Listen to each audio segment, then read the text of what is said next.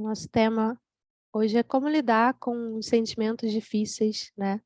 Falando sobre inteligência emocional, que é um tema que eu acho que é muito importante e muito mal compreendido, né? Eu gostaria até de ouvir de vocês, se vocês quiserem falar um pouquinho, o que que é inteligência emocional para vocês? O que que vem para vocês quando vocês pensam nesse tema?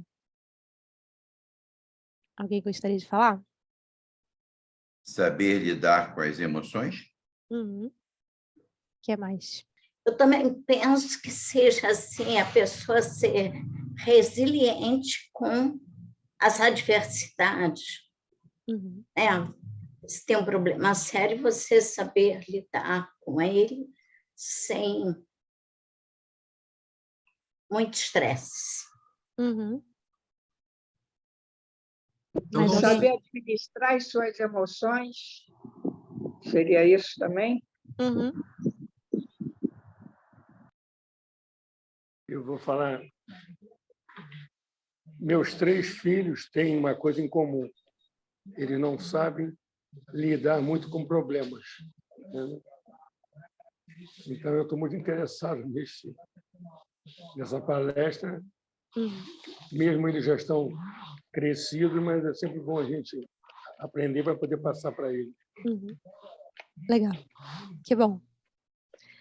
É um tema que eu acho que a gente deveria ter na escola desde pequeno, e hoje eu vejo que algumas escolas já estão propondo, mas quando eu cresci, imagino quando vocês cresceram também não era algo abordado, né? Isso não fazia parte da nossa educação formal. E é muito importante.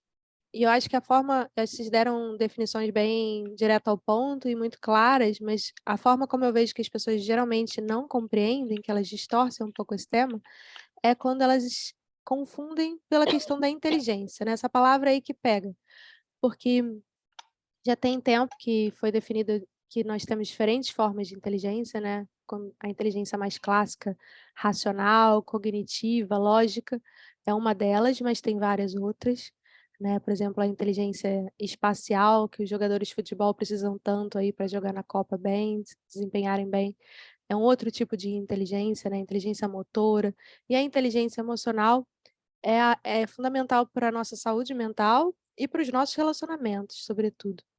Mas ela geralmente é mal compreendida quando as pessoas se pegam no inteligência, como se a inteligência tivesse que se sobrepor às emoções, como se a razão tivesse que controlar. Então, muita gente entende que inteligência emocional é tipo não demonstrar emoção, é manter uma coisa contida, né? E a gente vai falar dos perigos disso hoje, que a inteligência emocional é muito mais complexo do que isso. E exige também saber mostrar as emoções. Como é que a gente demonstra? Então, primeiro de tudo, vamos falar qual a função dos sentimentos. Por que que os sentimentos existem, né? Às vezes a gente queria se livrar deles, eles atrapalham um bocado a vida, mas eles estão ali por um motivo. Eles estão ali para nos sinalizar algo importante que está acontecendo, para sinalizar que a gente está precisando de alguma coisa. Então, uma emoção positiva pode me sinalizar que algo já está atendido, uma necessidade minha foi atendida, então estou me sentindo bem, eu estou me sentindo em paz, estou me sentindo feliz, porque algo que eu estava precisando aconteceu, então eu estou bem. Né, quando eu estou com muita fome, por exemplo, eu tenho a sensação de fome, e aí quando eu me alimento, eu tenho aquela sensação de saciedade, de estar bem. Agora, se eu comi demais, aí o meu corpo já me sinaliza que, passou do limite, deu aquele estufamento, deu um mal-estar, deu uma azia. Então, nosso corpo está o tempo inteiro sinalizando o que que a gente precisa e se a gente está obtendo o que a gente precisa ou não, né. Se matou a fome com um tipo de comida que me faz bem ou se comeu algo que não está me fazendo bem naquele momento. Isso funciona para as necessidades básicas, né, como fome, sede, sono, mas também para necessidades mais complexas, né. Eu posso sentir medo porque eu estou precisando de segurança, e naquele momento eu não estou me sentindo segura, então vem aquela sensação de medo, ou estou precisando de respeito, não me senti respeitada naquele momento, então vem raiva ou indignação. Então os sentimentos eles vêm para sinalizar que alguma necessidade está sendo atendida ou não está sendo atendida, né. Então a gente precisa estar muito atento para a gente perceber o que que a gente está precisando naquele momento, e também perceber essas nuances dos nossos apetites naturais. né? Então, será que nesse momento eu estou muito cansada, eu estou precisando de mais movimento para me dar energia, eu estou precisando deitar e descansar? Será que eu estou precisando de café? Ou o café ele só vai mascarar que, na verdade, eu estou cansada e estou precisando daquele descanso? Ou que eu estou precisando de movimento, que eu passei o dia no computador e meu corpo está pedindo que eu mobilize a energia de uma outra forma, né? Fazendo uma atividade física, me alongando. Então, os sentimentos e as sensações corporais, elas nos dão sinais de que a gente está precisando de algo, dos nossos apetites naturais, que se a gente estiver bem atento, a gente consegue identificar o que a gente está precisando. E para além das necessidades básicas, de necessidades mais complexas, né? De companheirismo, de contribuição, de propósito. Então, a gente vai investigar hoje um pouco o que a gente pode aprender com cada sentimento. Então, quando uma emoção surge, o que a gente faz com ela? A maneira mais natural e produtiva seria a gente sentir o que aquela emoção está me trazendo e expressar ela de alguma forma, né? Então, se eu fiquei com raiva porque eu fui desrespeitada, eu sinto que meu corpo fica quente, fica meio agitado, dá uma sensação de expansão e eu expresso. Eu falo, a forma como você falou comigo não me agradou, eu gostaria de mais respeito, por favor. Então eu expresso, eu dou lugar para essa emoção. E aí ela cumpre a sua função e vai embora, né? Da mesma forma, se for uma emoção positiva, se você me conta uma piada, eu acho engraçado, eu dou uma risada e pronto, acabou. Eu senti, também é uma coisa expansiva, mas é leve, é gostosa, e eu dou uma gargalhada, que foi uma forma de expressar, e ela cessa, né? E quando a gente faz isso, a gente não deixa nenhum resíduo da emoção no nosso corpo, porque ela fez toda a sua função. Ela veio, sinalizou algo positivo ou negativo, e ela foi vivida, expressada e acabou. Agora, se eu sinto raiva e eu não falo nada, ou se eu sinto vontade de rir, eu seguro o riso, né? Ela é uma forma de repressão, né? Eu estou reprimindo aquela emoção. Eu sinto raiva e eu não quero sentir raiva, porque, na verdade, eu sei que aquela pessoa talvez não tenha feito por mal, ou, ela sempre faz isso, é o jeito dela. Eu encontro uma razão na minha cabeça para não sentir a raiva que eu estou sentindo, mas é mentira, eu estou sentindo raiva. Aí eu reprimo, eu ponho aquela raiva para debaixo do tapete. O que isso acontece em mim? Isso gera uma tensão, porque toda vez que a gente sente uma emoção, a gente contrai um músculo. Isso é verdade para qualquer emoção. Se você sente alegria, você contrai vários músculos do rosto, dá um sorriso, né? Só que isso não gera tensão, por quê? Porque você sente alegria, é uma emoção gostosa, a gente se permite sentir, a gente contrai os músculos da face, ou até outros, e sorri, e acabou, passou. A alegria vai embora, como todos os outros sentimentos, e a gente não fica o resto do dia com aquele sorriso estampado na cara, ele vai embora também, né? Então não gera tensão. Mas quando são emoções negativas que a gente resiste, a gente não quer sentir, a gente não deixa a raiva ir até o final, aquela tensão, ela fica ali. E aí a tensão emocional vira uma tensão física mesmo, porque eu contraí o músculo, eu não expressei aquela emoção até o final, então é como se o músculo continuasse contraído para eu terminar de sentir. Como se eu guardasse, falasse, agora não tem como lidar com isso, vou lidar com isso mais tarde. E quando que a gente lida mais tarde? Às vezes não lida, fica ali debaixo do tapete, vai acumulando. A gente vai perceber quando chega de noite e a gente não consegue dormir, fica virando na cama de um lado para o outro, porque tem um monte de tensão emocional do dia acumulada ali, né? Ou quando vem uma enxaqueca, ou uma azia, né? Quando o corpo começa a falar assim, epa, tem muita tensão emocional aqui que você não digeriu. Vamos digerir esse negócio? Então o corpo ele começa a falar mais alto. Se você não ouviu com uma tensãozinha, ele começa a criar tensões mais e mais intensas para te chamar a atenção aqui, ó. Essa emoção está te sinalizando alguma coisa. Você vai ouvir ou vai continuar empurrando com a barriga? Então, por isso que a gente precisa dar atenção às emoções e se permitir sentir e expressá-las. Quais são os males da repressão? Né? Então, começando pelos males internos, como é que isso afeta a gente? Para além, né, dessa questão física. Uma das formas que eu acabei de falar é a gente começar a manifestar no corpo esse mal-estar. Mas também começa a se manifestar na nossa mente. Começa a ficar um pensamento negativo aqui, outro ali, coisas do passado que eu não resolvi, medos em relação ao futuro que eu estou encasquetada, e aí vão acumulando coisas, e se eu não der vazão para isso, se eu não expressar isso de alguma forma, se eu não encontrar formas de digerir esses pensamentos e sentimentos, o que acontece é que eu acabo explodindo ou implodindo. É insustentável ficar reprimindo sentimentos e sentimentos constantemente.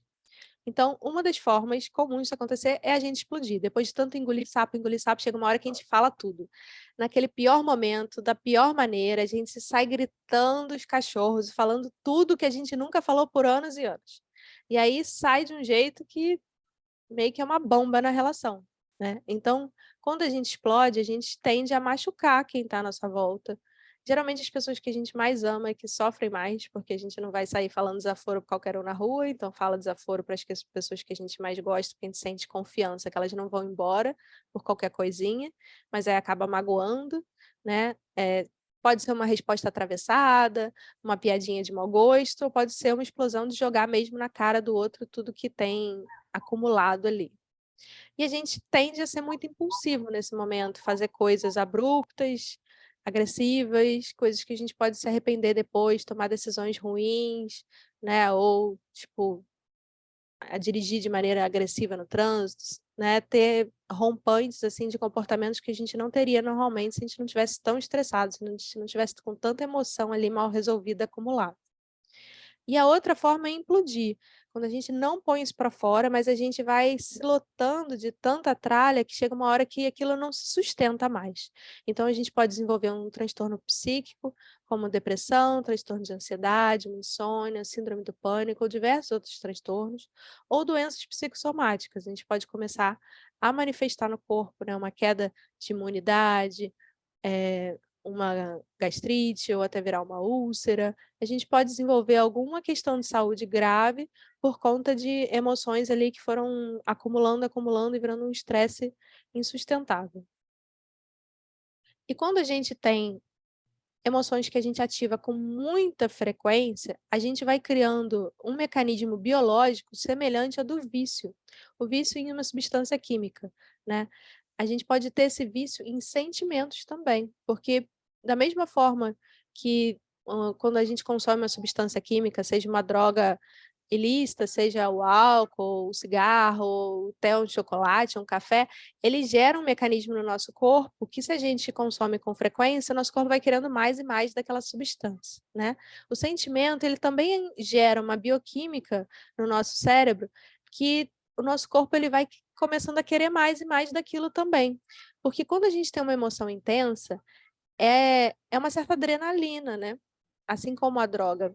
Então, dá aquela intensidade de estar vivo, que pode ser altamente desagradável, mas dá uma intensidade, é uma coisa estimulante. E aí o nosso corpo ele começa a desejar mais e mais, né? Então aqui eu dei o exemplo da culpa, que é um padrão que muitas pessoas têm, de sentir muita culpa. Principalmente as mulheres que eu recebo no consultório trazem muito esse padrão de culpa. Então, se a gente está sempre se sentindo culpada, aí eu não estou sendo uma mãe boa o suficiente, aí não estou sendo uma profissional boa o suficiente, aí não estou sendo uma esposa boa o suficiente, não estou cuidando suficientemente da casa, tem sempre coisas pendentes, culpa, culpa, culpa. E aí o corpo vai produzindo as substâncias químicas que desencadeiam essa experiência do sentimento de culpa, que é diferente no corpo de cada um. Hoje a gente sabe pela neurociência que não tem uma assinatura bioquímica de cada sentimento, mas cada pessoa ativa uma certa bioquímica específica para cada um. E a repetição desse mecanismo, se eu estou sempre sentindo culpa e vou repetindo esse mecanismo, ele vai aumentando o número de receptores nas células para essas substâncias, e aí isso vai sendo normalizado e vai passando a ser desejado, já que eu tenho muitos receptores nas células, eu vou querendo mais e mais daquelas substâncias. Então eu vou começando a criar situações para me sentir culpada, então eu posso começar a procrastinar, a fazer coisas que me sabotam para depois eu me sentir culpada. Então, inconscientemente, a gente vai produzindo aquela situação que a gente mais detesta. E aí vai se tornando tão normal, tão desejado, e cada vez você precisa de uma intensidade mais e mais forte para sentir o mesmo estímulo, igual uma droga, que a gente vai começando a se identificar com aquilo. Então eu começo a ter uma identidade, que eu sou a culpa, eu sou uma pessoa culpada, eu sou uma pessoa que faz besteira, eu sou uma pessoa que erra muito, seja qual for a crença que eu tenha sobre mim negativa. Isso pode ser com a culpa, mas pode ser com a ansiedade, que é extremamente comum hoje, pode ser com a tristeza, melancolia ou com a raiva, né? Cada um vai ter seus vícios emocionais diferentes, cada um tem emoções que ativa com mais frequência. Pode ser a preocupação, de ficar se preocupando de novo, com todo mundo.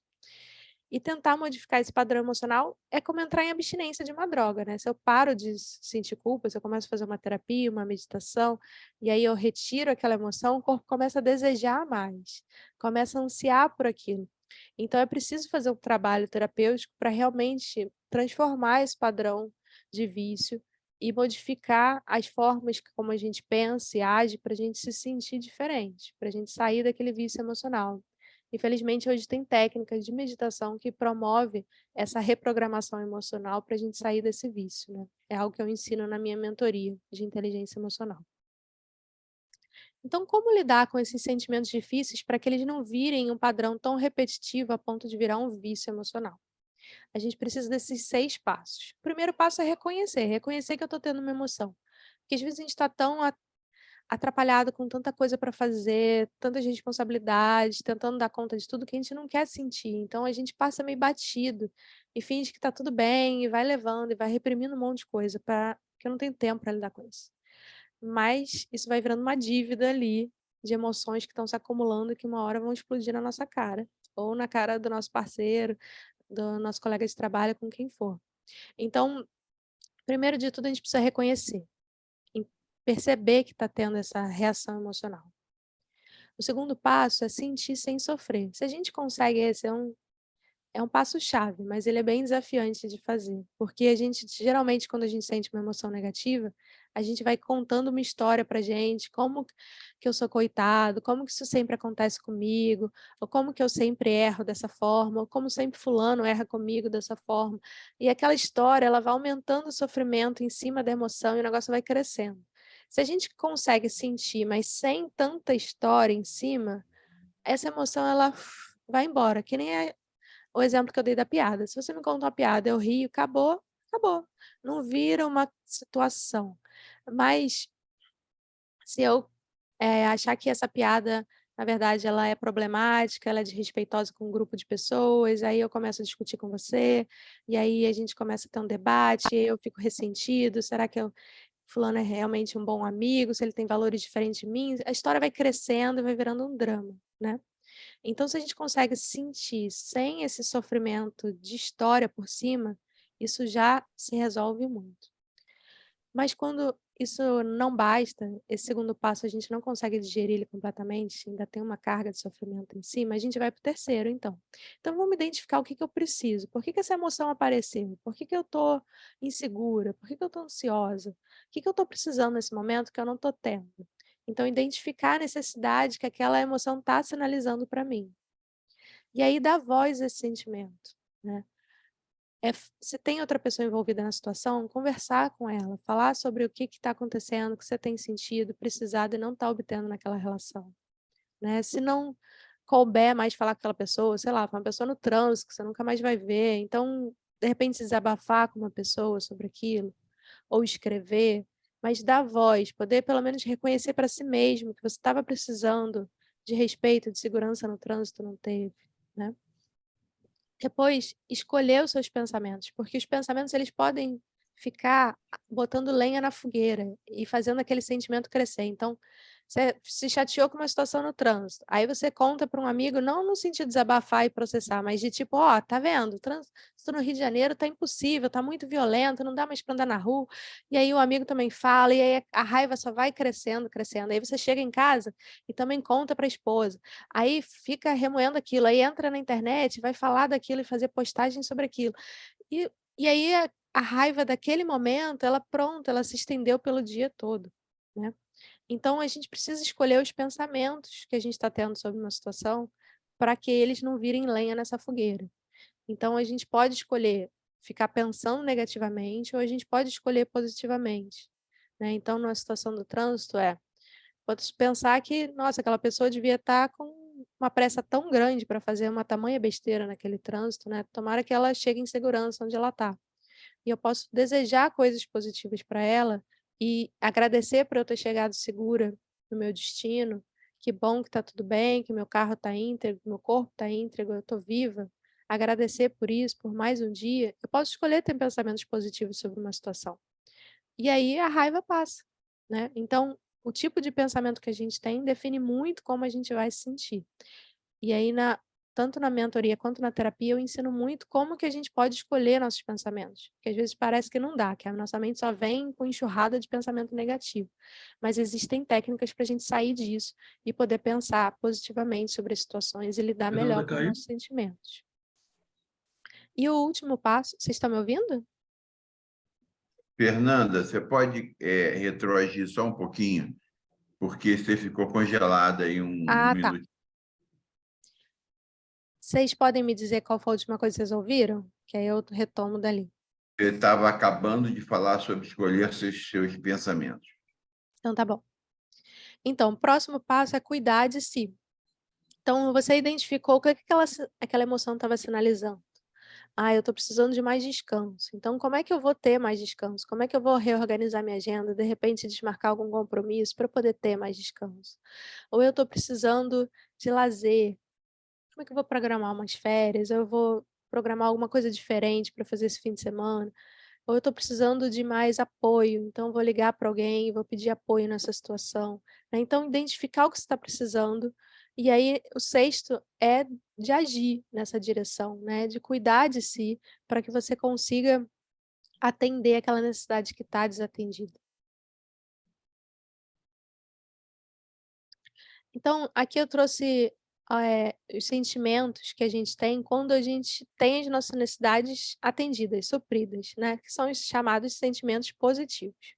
Então, quando a gente sente que as nossas necessidades estão sendo atendidas, eu vou me sentir relaxada, vou me sentir livre, feliz, alegre. Aí tem várias emoções aí, positivas que a gente costuma ter quando as nossas necessidades estão sendo supridas. E quando as necessidades não estão sendo supridas, aí vem os sentimentos desagradáveis, né, eu posso me sentir exausta, deprimida, letárgica, tensa, triste, zangada e várias outras emoções negativas. E o que que são as necessidades? Então eu trouxe uma lista aqui que não vai dar conta de tudo, mas que aponta as principais necessidades humanas. São necessidades que todo ser humano tem em algum momento da vida e que podem estar sendo atendidas, e aí a gente tem sentimentos positivos, ou podem estar desatendidas, e aí vem as emoções negativas. Então, para a gente começar a botar isso em prática, eu queria convidar vocês a fazer um exercício rápido de vocês lembrarem de um conflito que vocês tiveram recentemente e identificar qual é o sentimento que veio naquele momento. Ou talvez até de lembrar já vem aquela emoção de novo. Vê se vocês conseguem identificar aí qual foi o sentimento que veio ou vem quando vocês lembram de um conflito que vocês tiveram. Então, ninguém vai precisar falar sobre isso, é só uma autorreflexão para ajudar vocês a exercitar essa inteligência emocional.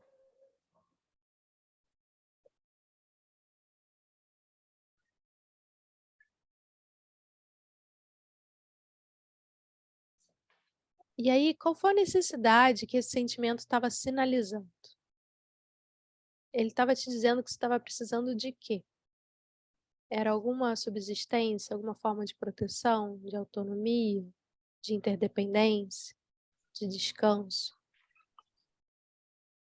Deem uma olhada, depois eu vou passar para outro slide que tem mais necessidades para vocês verem. Lendo aí essa lista, vê se tem um que salta para você. Estou precisando mais disso.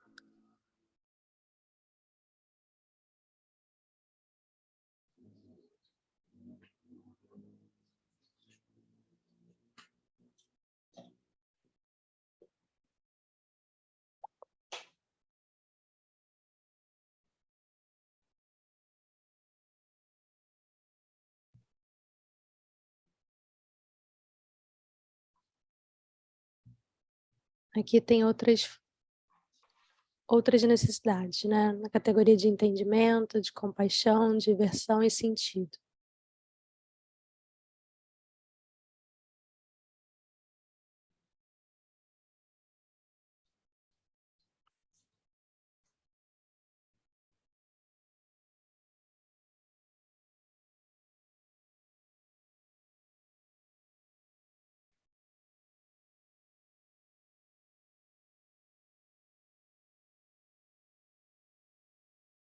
E aí vocês podem imaginar como seria falar para essa pessoa que você teve o conflito, que você se sentiu assim, porque você estava precisando disso, né? Então, você poderia estar se sentindo confusa na situação, porque você gostaria de mais clareza, compreensão e empatia, por exemplo.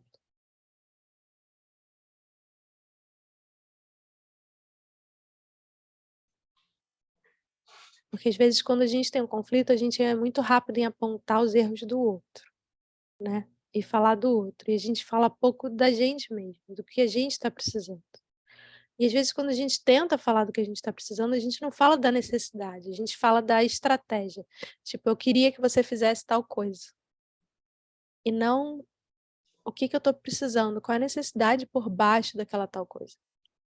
Porque às vezes a necessidade é comum, mas a estratégia que eu tenho para resolver isso é de uma forma e do outro é de outra. E aí cada um, a gente fica brigando porque a gente tem estratégias completamente diferentes, mas não se dá conta que por baixo dessas estratégias tem uma necessidade em comum. Então, quando a gente vai para os sentimentos e necessidades, é mais fácil da gente encontrar um terreno em comum e poder dialogar a partir dali e ter criatividade para encontrar novas maneiras de cuidar dessas necessidades, que não era a estratégia que eu estava ali teimando de seguir aquela mesma estratégia que eu sempre usei e achar que a minha estratégia é certa, a sua é errada e você tem que fazer do meu jeito.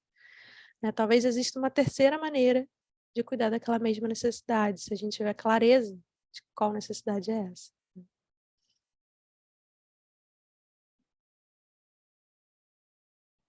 Então, retomando aqueles 6 passos, né? É identificar, é reconhecer o sentimento, identificar o que precisa. Isso ajuda a sentir sem sofrer, né? Porque a gente vai mais para a necessidade, fica menos na história do drama. E assim dá mais clareza para a gente dar voz a esse sentimento, né? Escolher os pensamentos que a gente vai ter em relação àquilo e poder cuidar do que a gente está precisando sem ficar remoendo o drama que fazia a gente sofrer tanto com aquela emoção. E aí eu queria ouvir um pouquinho vocês, como é que foi essa reflexão, se trouxe algum insight, se trouxe alguma dúvida, se vocês gostariam de perguntar alguma coisa, e a gente pode partir daí.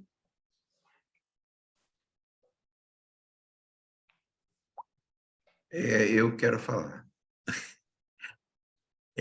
Fernanda, nem sempre a outra pessoa quer ouvir, né? Sim. Quando a pessoa não quer ouvir, como é que a gente expressa o sentimento?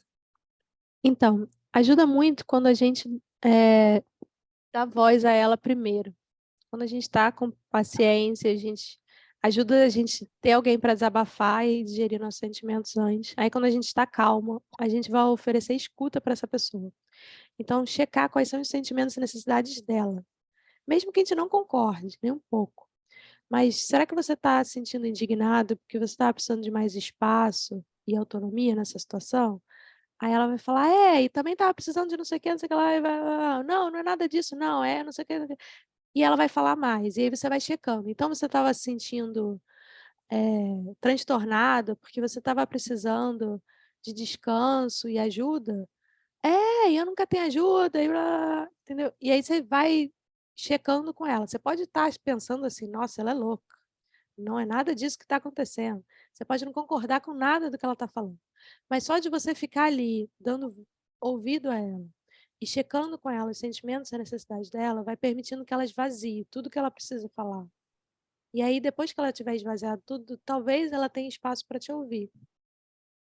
Então, eu entendi que você estava precisando de mais autonomia, mais espaço. Eu queria te dizer que eu também tenho ficado muito chateado, porque eu tenho precisado de compreensão nessa Vai situação. cair minha bateria. Não é garantia que a pessoa vai te ouvir, mas você pelo menos começa a criar um canal de diálogo ali, porque ela começa a se sentir ouvida pela primeira vez.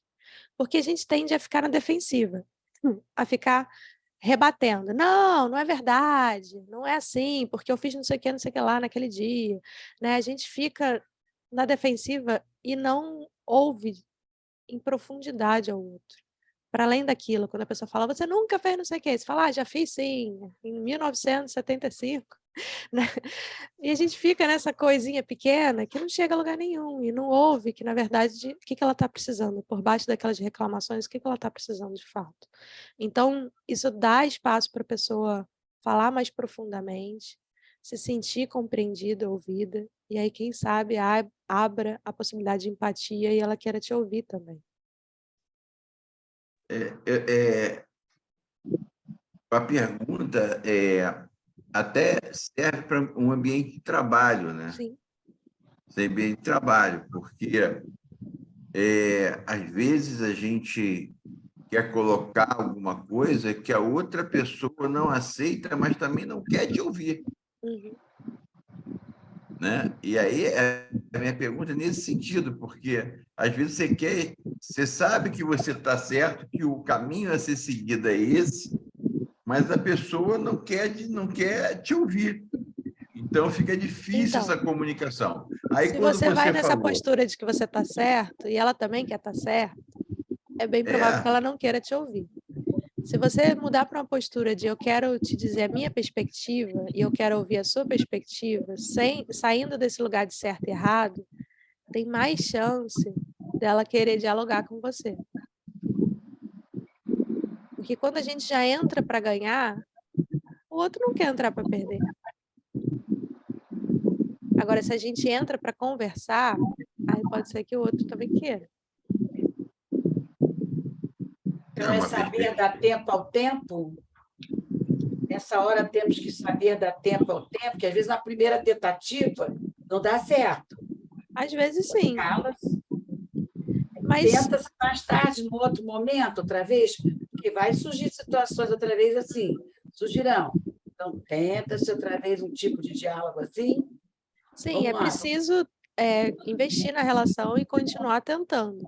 Mas é também importante checar se a gente já está indo de um lugar de eu sou o certo na história e você é o errado e eu tenho que te convencer. Ninguém gosta de ser convencido.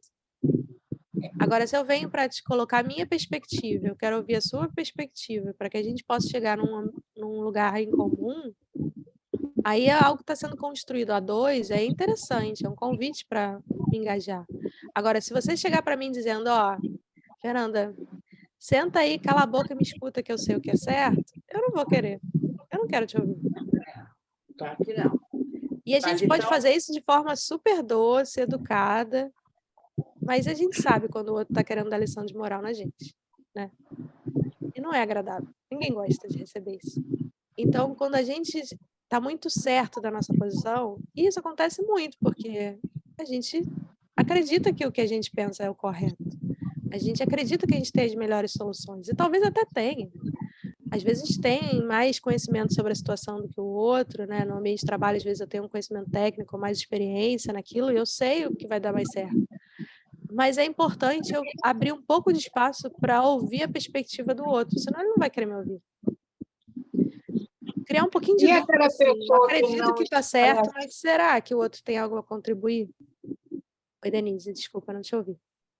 Aquela pessoa que não expressa o sentimento. Você faz o quê? Não dá para forçar a pessoa, né? Que ela fica mais introspectiva, né? Sim. Então, você pode checar com ela, você pode fazer uma adivinhação, né? Tipo, nesse momento você está se sentindo chateada, porque você está precisando de mais reconhecimento pelo que você fez, aí ela vai te dizer que sim ou que não. Mesmo que você erre na sua adivinhação, vai convidar ela a falar sobre o que ela está sentindo, né? Ela vai falar, não estou chateada. Né? Com aquela cara bem irritada, mas é a resposta mais comum que as pessoas dão. Não estou chateada, não ligo para isso. Mas ela vai falar, mas eu queria pelo menos respeito, que não passasse a perna por cima de mim, e ela vai poder falar mais disso. E aí você pode ir checando. Você ficou frustrado que isso aconteceu? E aí você vai fazer novas adivinhações, porque a gente tem um vocabulário tão rico em português para sentimentos, mas na nossa cultura a gente usa tão pouco, né? Se eu chegar aqui, e aí, tudo bem? Todo mundo vai falar, tudo bem. Mentira, um está cansado, o outro está doente, o outro está com problema com os filhos, o outro está não sei o quê, mas a gente raramente fala. E quando a gente fala, não estou muito bem, não. Ah, estou chateada. A gente não elabora muito, né? Dei aquele slide lá para vocês de um monte de emoções e a gente pouco fala disso. Então, é um exercício falar e convidar o outro a falar. Né? É uma construção, porque à medida que eu vou falando mais e eu vou tentando adivinhar o que você está sentindo, né? Checando com você se é isso que você está sentindo, é bom checar, né? Porque se a gente fala, não, eu sei que você está chateada, aí o outro fica mais irritado ainda. Mas perguntar, você está chateado? Você ficou irritado com essa situação? E tentando checar com ele se é isso que está me parecendo, mas eu queria ver com você se é isso mesmo. Vai dando oportunidade dele falar mais sobre o assunto e se abrir mais, né? Se você não vai julgando em cima, se você vai acolhendo cada vez mais, ele vai sentindo que é de fato seguro. Porque a gente é muito ensinado a não expressar as nossas emoções desde criança, né? A sermos bons meninos, boas meninas, a ser comportado, a não fazer birra, a não expressar muito abertamente o que está sentindo. No mercado de trabalho isso ainda é mais reforçado, né? Porque não é profissional, você tem que engolir tudo que você sente e agir e continuar produzindo feito uma máquina. E não é sustentável, porque parece que funciona se for todo mundo racional, lógico, e reprimir suas emoções, mas tem um monte de gente que não trabalha bem em equipe porque tem problema com fulaninho, ciclaninho, e isso não é trabalhado, e isso não é resolvido, vai se empurrando para debaixo do tapete, e aí, por falta de comunicação, o trabalho não anda, e tem retrabalho, e tem um monte de problemas técnicos que acontecem por falta de comunicação, por falta de inteligência emocional, né? Porque se a gente falasse logo abertamente, eu não gostei daquela hora que você falou aquilo, e resolvesse logo, pronto, as coisas andavam e o trabalho voltava a ser sobre o trabalho, e não sobre as picuinhas que às vezes tem no ambiente de trabalho, né? Então, ajuda muito quando a gente começa a expressar, mas a gente precisa sentir confiança, né? Que do outro lado alguém vai me respeitar. Eu vou me abrir, vou Eu ficar acho vulnerável e também, eu vou receber uma bomba? eu acho também que a gente, desde pequeno, é ensinado, né, meio que, entre aspas, a quando perguntam, e aí, como é que você está? A sempre dizer, está tudo bem. Uhum. Seja no trabalho, seja na sociedade, né, com os amigos, com tudo. Você nunca chega... Quando alguém chega e fala, não, hoje eu não estou bem, eu estou assim, estou assado. Amanhã você chega e fala a mesma coisa. Eu acredito que venha sempre aquela crítica, puxa, fulana nunca está bem. Sempre tem alguma coisinha com ela. Eu acho que camuflam muito isso, das pessoas dizerem sempre que está tudo bem, quando na realidade não está tudo bem, foi aquilo que você falou. Mas eu acho que isso já vem de uma cultura da gente pequena, né? Uhum. Você tem sempre, para você até tipo, meio ser aceito numa sociedade, você tem que estar sempre bem. Uhum. Né? Eu vejo muito isso nas pessoas. Você olha para a pessoa e sabe que não está bem, Uhum. mas ela diz que está tudo bem.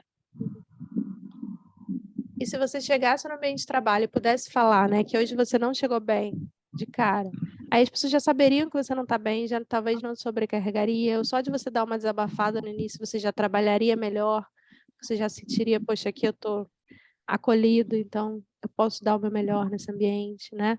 Mas a gente finge que Seria não, mais finge que está tudo acolhida, né? bem. Uhum. A pessoa seria mais acolhida Sim. se tivesse essa liberdade de falar o que realmente ela está sentindo naquele dia. É. Mas a gente finge que está sempre tudo bem, vai passando por cima de tudo, tem que continuar produzindo feito máquina, como se a gente não tivesse sentimentos, como se a gente não fosse humano, como se a gente não tivesse noite mal dormida, né? E ninguém se acolhe, porque nem tem espaço para isso, nem ninguém tem coragem de falar que de fato não está bem, né? Porque a gente tem uma cultura assim de alegria, de que a gente tem que estar sempre feliz, sempre alto astral, que não pode nunca sentir nada, né? E as redes sociais só potencializaram isso, né? Porque ninguém põe foto mal-humorada na rede social, tá todo mundo sempre feliz, num lugar lindo, incrível, comendo uma coisa maravilhosa. E a gente começa a achar que a vida dos outros é aquela fantasia e que a minha é que é problemática, então não posso falar da minha, porque tá todo mundo vivendo a vida da Disney, né? Não é bem assim, né? Um dia a gente está na Disney, outro dia a gente está deprimido em casa. É normal. De repente, a gente fala que está tudo bem, porque as pessoas não querem saber do que a gente está sentindo, querem produção. né? E hoje, cada vez mais, nos pedem realizações, lucros e produção. Uhum. Então, se você vai parar o trabalho, quem hoje tem tempo de parar o trabalho para ouvir um companheiro, sei lá quanto tempo? Então, a vida está cada vez mais difícil. E para nós, podermos expressar o que nós estamos sentindo, para poder ter tempo para ouvir o próximo. Uhum. Acho que Parece uma perda de tempo quando a gente faz essas pausas, né, para se ouvir. Mas a gente não faz ideia do tempo que a gente perde por não fazer essas pausas, né? Porque vão ficando esses mal-entendidos no trabalho que vão gerando um monte de problemas, né? Ou a gente vai engolindo tanta coisa, chega uma hora que a gente adoece, aí tem que tirar licença, aí fica aquele desfalque na equipe. Né? Vocês com trabalho voluntário, vocês sabem como isso acontece, né? A pessoa que você está contando ali, que está num cargo de liderança, de repente ela fala, não estou aguentando, estou pifando, e larga você na mão no meio do período. Então, se você soubesse que aquela pessoa não estava bem, talvez você pudesse dar suporte a ela antes, talvez você pudesse se preparar para uma transição, né? Mas não, a gente fica fingindo tá tudo bem, até vir um problemão. E não Então, quer ver que o outro não está bem. Mais importante é porque não se quer ver isso. Porque os sinais estão ali, né? Todo dia sinalizando que a pessoa não está bem. Sim. Né? E ninguém quer ver. Então, esse é o problema da grande sociedade, do mundo atual. A pressa para tudo. Ouvir alguém, meu Deus do céu, entendeu? Então, esse é o grande problema nas relações, inclusive familiares, né? A pessoa chega cansada do trabalho, não quer ouvir a mulher falar. A mulher está precisando falar, mas ele está cansado. Entende? Os filhos também querem falar, mas a mãe e o pai estão estressados. E por aí vai, ninguém se ouve mais. Sim. E né? é importante e a gente... a televisão para complicar logo tudo, aí que acaba o diálogo mesmo. Né? Porque aí a televisão é que passa a ser o diálogo da família, então não tem mais diálogo. Acho que esse é o grande problema de uma grande sociedade do mundo atual, a falta de diálogo. Sim. Sem contar o WhatsApp, as redes sociais, né? Que hoje prejudica muito, eu acho que até muito mais do que a própria televisão, né? As mídias aí que ampliou muito a isso, né? Porque agora a gente está correria com a televisão na mão, né? Então... Isso começou muito, acho eu também, que justamente quando a televisão, como a Berê falou, ela entrou na nossa sala. Porque antes, a nossa sala, né?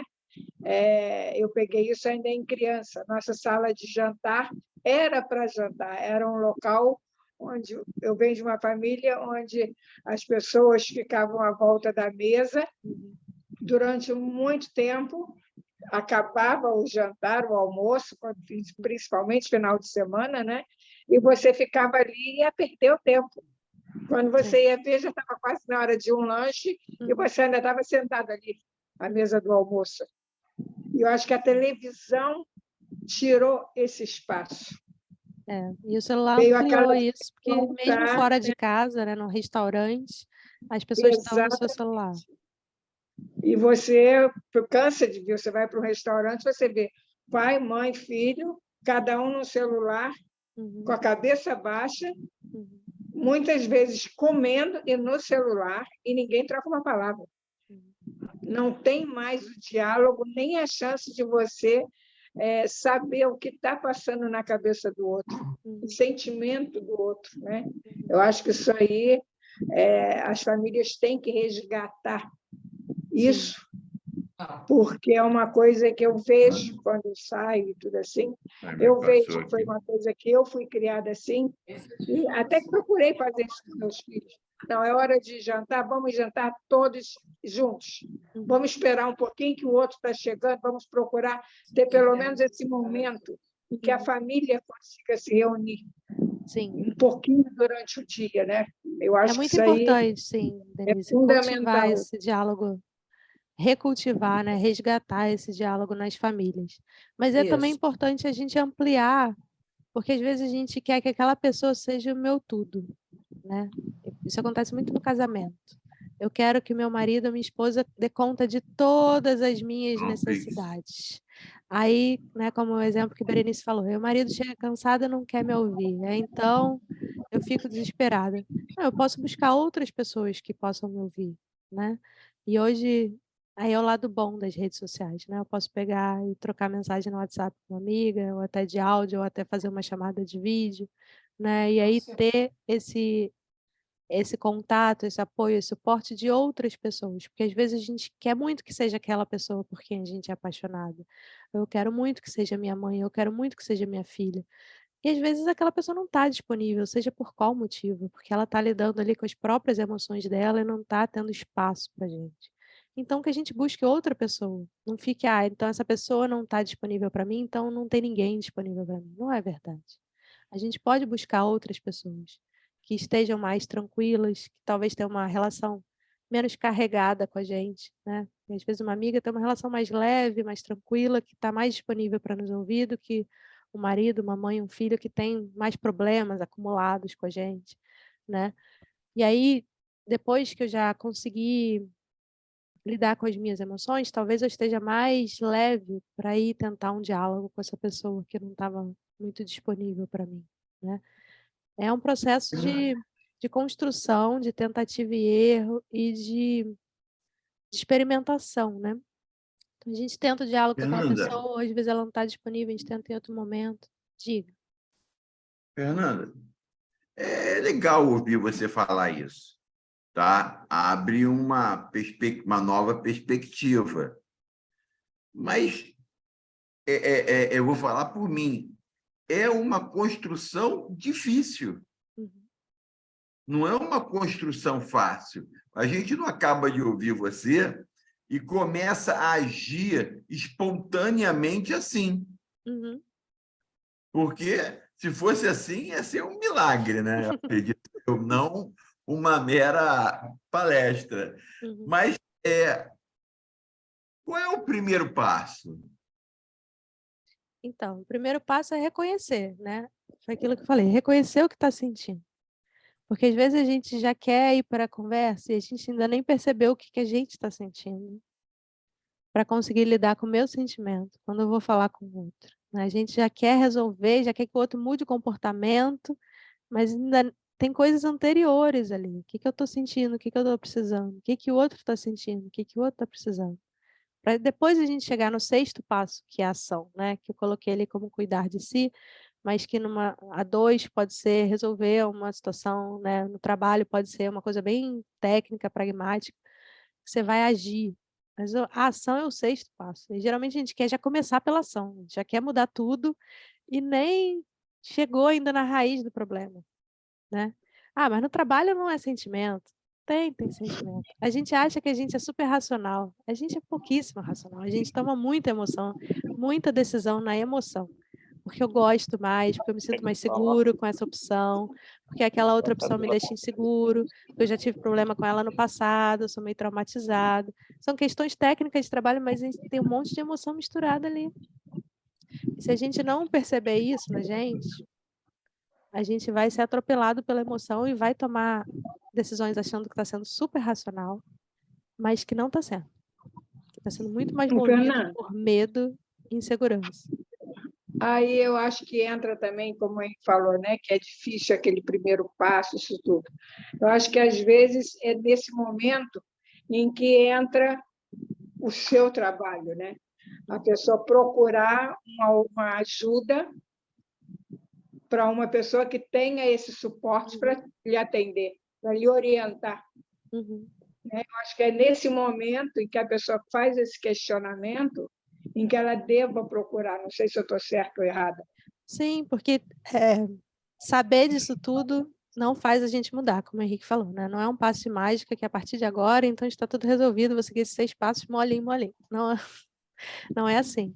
Então, de fato, ter um suporte em que toda semana você está lá refletindo sobre essas questões e está tendo orientação profissional, ajuda a gente a conseguir fazer esses passos. Porque aí na terapia a gente faz isso, né, passo a passo. Aí vai ficando mais natural, mais automático para fazer na vida, né? Então, eu faço isso individualmente, faço em grupo também.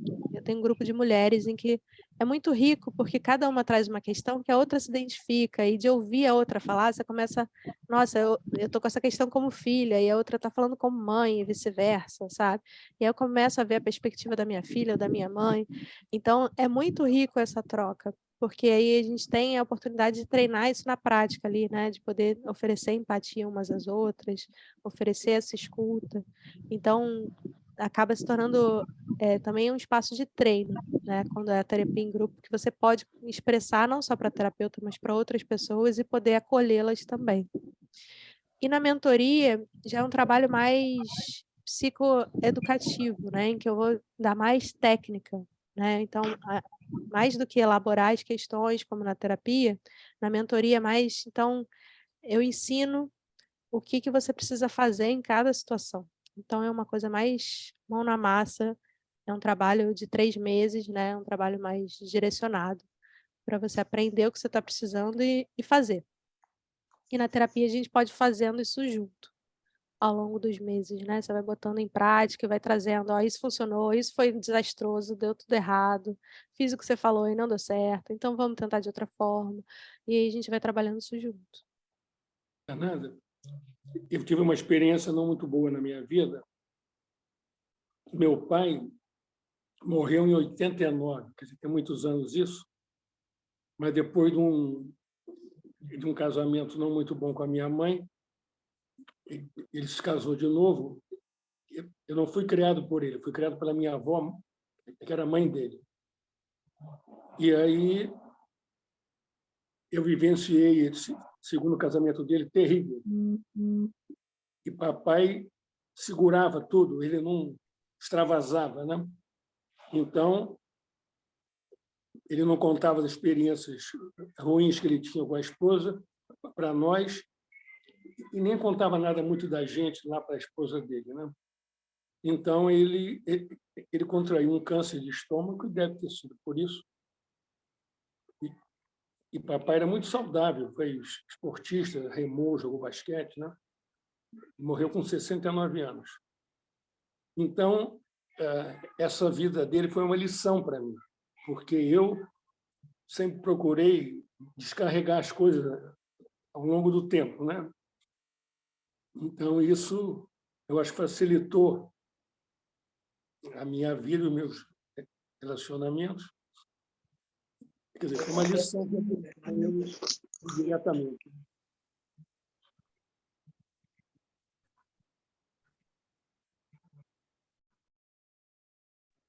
Essa dificuldade dele acabou sendo uma oportunidade para você fazer diferente, né? Exatamente. Então, mas quer dizer, ele acabou me ensinando de uma forma indireta. E eu só vi meu pai chorar, né, uma vez na vida, foi quando essa minha avó, mãe dele, morreu. Quer dizer, eu estava lá no hospital e ele chegou e viu que a mãe tinha morrido, aí ele chorou. Quer dizer, primeira vez que eu vi meu pai chorar na vida.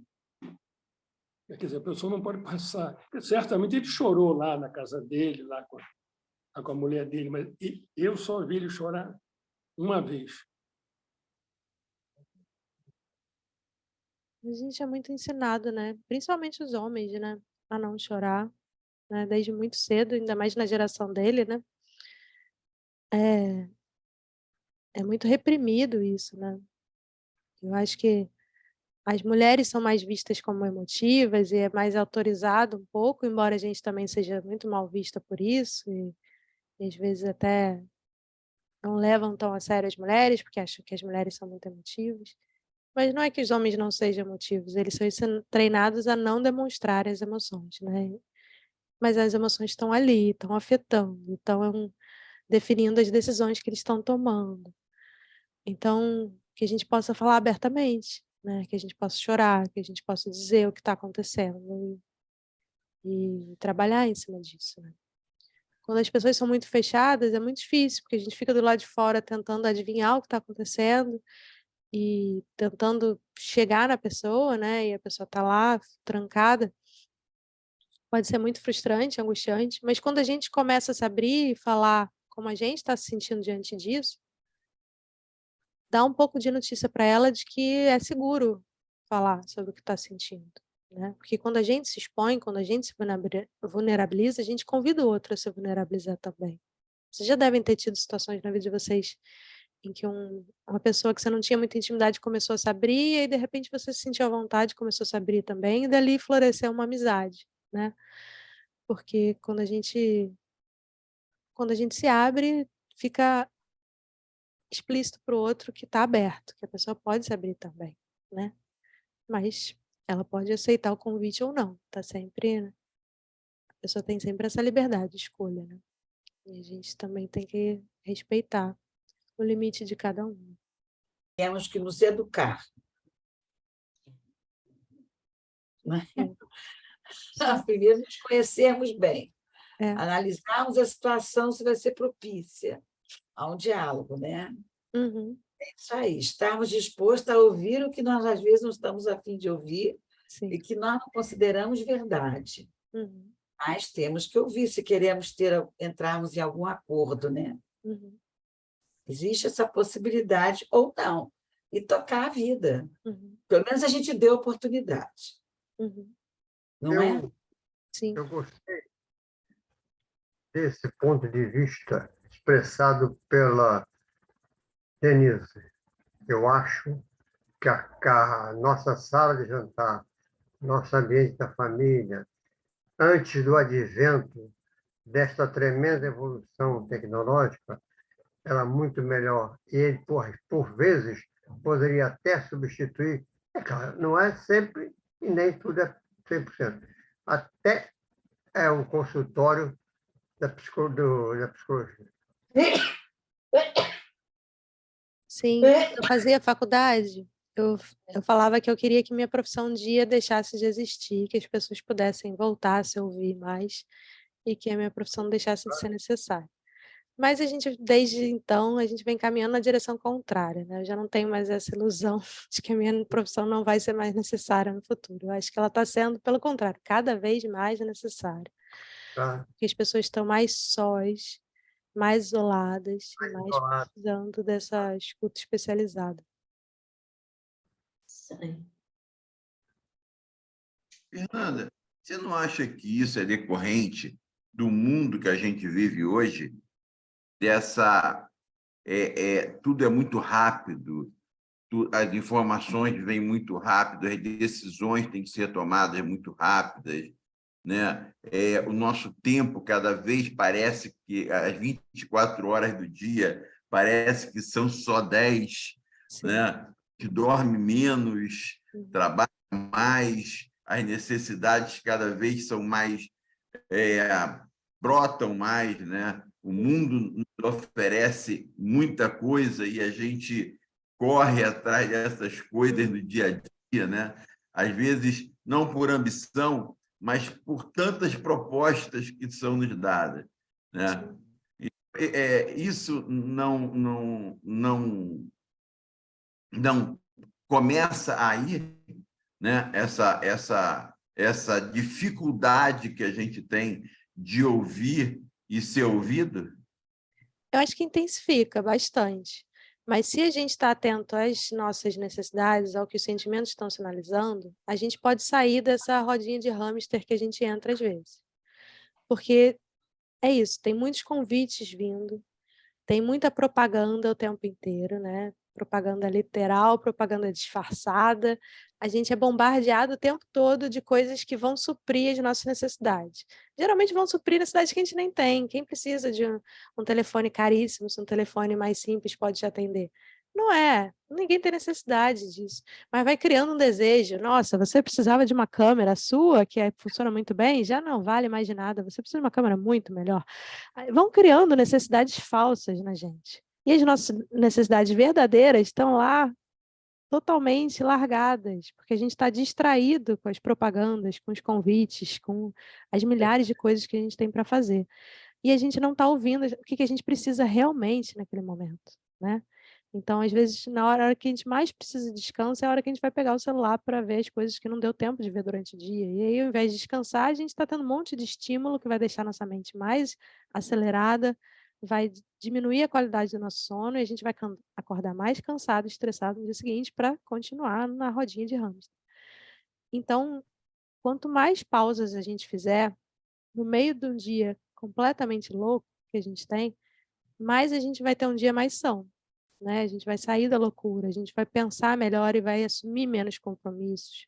A gente vai priorizar mais o que a gente precisa e menos o que a propaganda tá falando que a gente precisa e não é verdade, né? Às vezes a gente está com fome, mas aí vem uma propaganda de um fast food que não é o que vai nutrir a gente. Pelo contrário, vai entrar um monte de toxina. Não é o que a gente precisa, mas aquela hora parece ótimo, é prático, é tentador e a gente cai nessa várias vezes.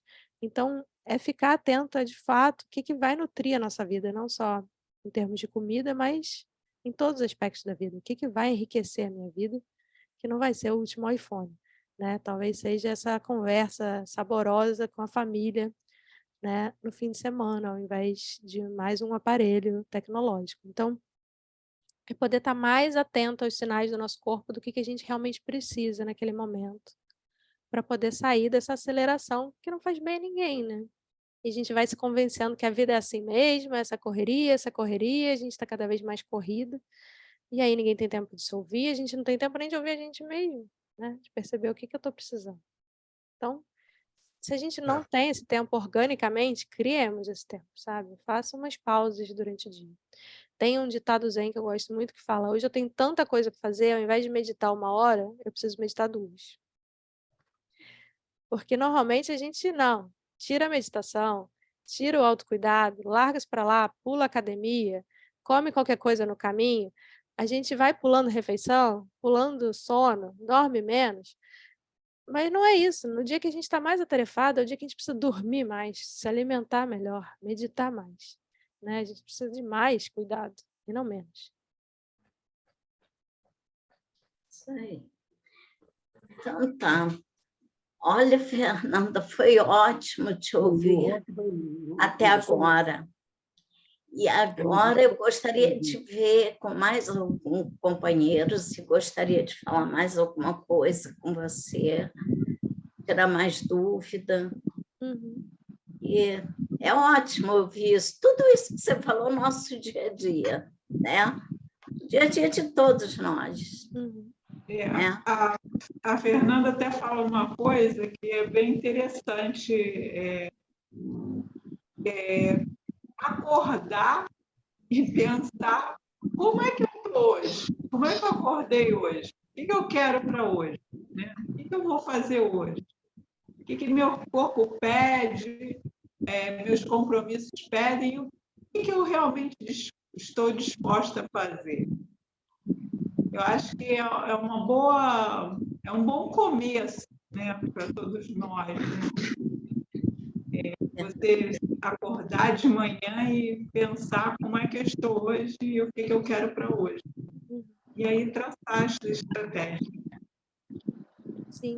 Eu acho também que nas pequenas coisas que nós fazemos, a gente tem como exemplo o nosso sábado. Um pequeno encontro que nós tivemos de poucas horas, mas eu acho que ali foi uma coisa assim, revigorante para a nossa semana.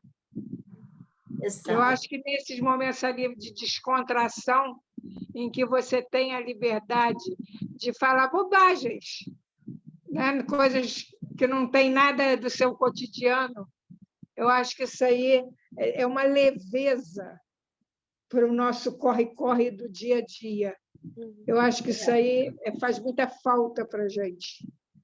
Eu acho que quanto mais idade também nós temos, que as nossas ambições são outras, os nossos valores são outros, eu acho que a gente deva dar mais valor a esses pequenos encontros que nós temos, que é só de descontração, nada além disso. É que o outro interessa através do nosso companheirismo. Vamos fazer mais companheirismo, não é? Vamos rir mais, vamos brincar. Inclusive, eu comentei isso, nós podemos fazer isso pelo menos uma vez por mês.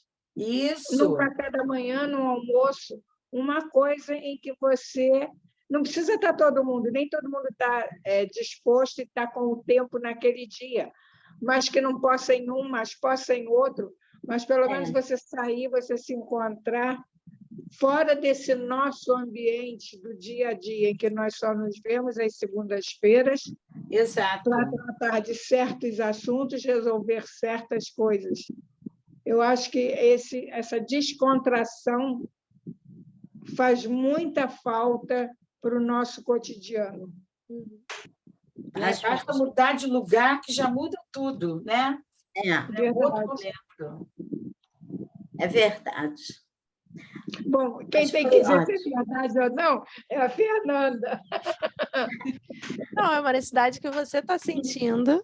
Então, essa é a verdade do sentimento gostoso que foi desse encontro de vocês, né? As emoções positivas que surgiram desse encontro, elas sinalizaram, ó, tem várias necessidades atendidas aqui de companheirismo, de leveza, né, de troca, de empatia, de receber empatia dos amigos, de poder dar empatia, de risada, de lazer, né? Tem tantas necessidades que devem ter sido atendidas nesse encontro, né? Que vieram várias emoções positivas para falar, faça mais disso, isso é muito bom, né? Então, essa sabedoria que as nossas emoções trazem, que uma mesma situação para outra pessoa poderia ter sido entediante, poderia ter sido enjoada, chata. Então, são as nossas emoções que vão me dizer se aquilo é bom para mim ou se não é, né? Então, não é a psicóloga que vai dizer se aquilo faz bem ou se não faz, né? Você sabe muito bem quanto te fez bem esse encontro. E provavelmente foi muito bom para outras pessoas que estavam lá e que dá vontade de fazer mais, né? E o corpo está sinalizando, quero mais disso. Tá bom, então. Então, companheiros, mais alguém gostaria de conversar com Fernanda, tirar alguma dúvida? Poderíamos ficar a noite toda. Denise, tu tirou daqui, Denise. Tu tirou daqui. Denise fica lendo. Denise fica lendo a mente dos outros, entendeu? Por isso, não. A gente já pode pensar numa próxima, né, Fernanda?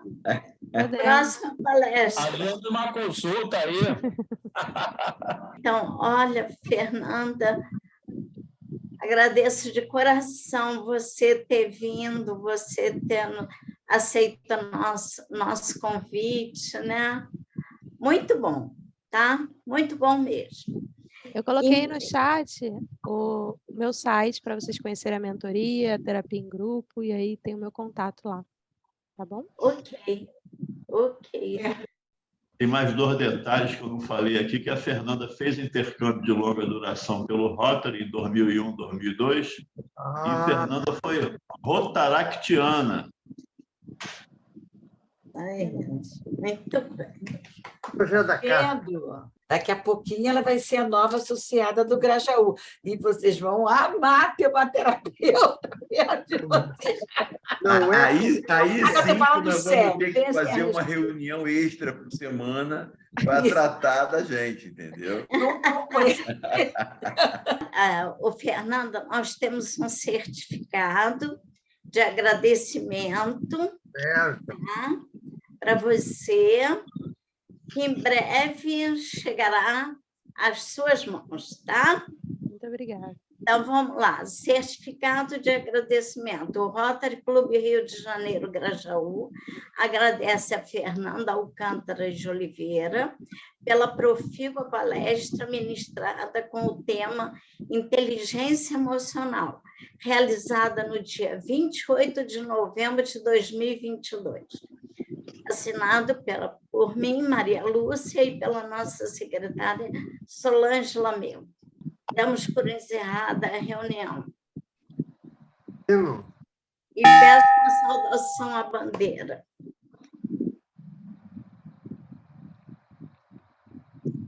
Obrigado, Fernanda. Valeu. Excelente palestra. Parabéns, Fernanda. Parabéns. Parabéns.